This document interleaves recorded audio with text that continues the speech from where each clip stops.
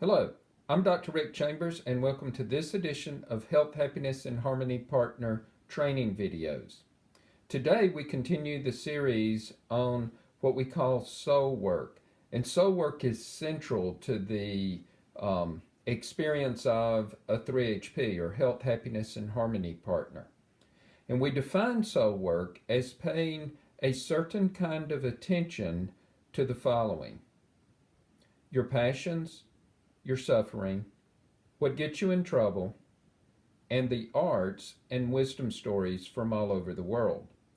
Now, this certain kind of attention can best be thought of as caring. So it could be caring about or caring deeply about yours and another's passions, suffering, what gets you in trouble, what gets them in trouble, and then the arts and wisdom stories that you resonate to or relate to, especially wisdom stories from all over the world.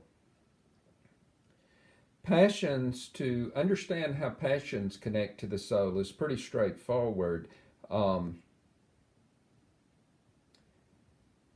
lot of times people don't understand that suffering could also be connected to the soul. That often because of the nature of counseling, what a person suffers over reveals their inner self very quickly. And we all suffer over different things and in different ways. The one that I'm most proud of, or the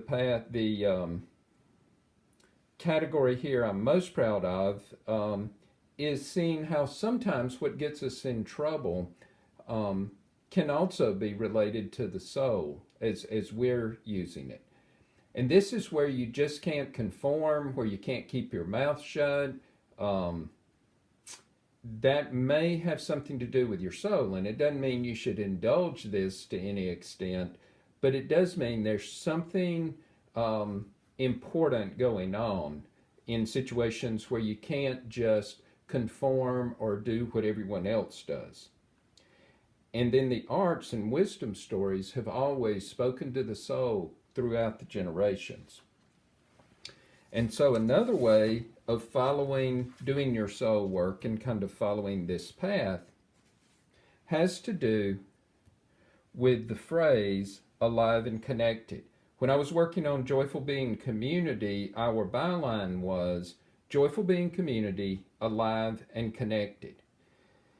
And I got the alive from a quote from Joseph Campbell, who is also kind of known for saying that the pathway to happiness is to follow your bliss, which would be like following your passion. But specifically, there was a PBS series called The Power of Myth that was later released as a book that was a dialogue between Bill Moyers and Joseph Campbell. And Bill Moyers asked him, "Is that what people are looking for, the meaning of life?" And Joseph Campbell replied, "Oh no, they are looking for the experience of being alive." And this shift moves it from a cognitive or a beliefs-based pursuit to one that's based on a person's experience. And thinking about there's a difference between just breathing and the experience of being alive. So anytime you feel that quickening of the soul, you're doing your soul work. We have added to this another concept of alive and connected.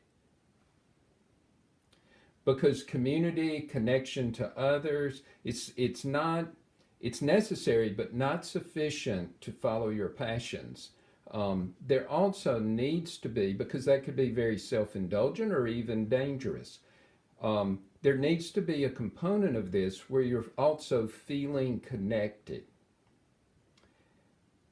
And so I have this phrase, to be like a hound dog, following the scent of alive and connected, feeling it will bring you into your bliss. So our unique vision is the individual journey. When you put all of this together, it's the individual journey within local community. And with our community vision, I think we're doing something very unique that I don't think has ever been attempted.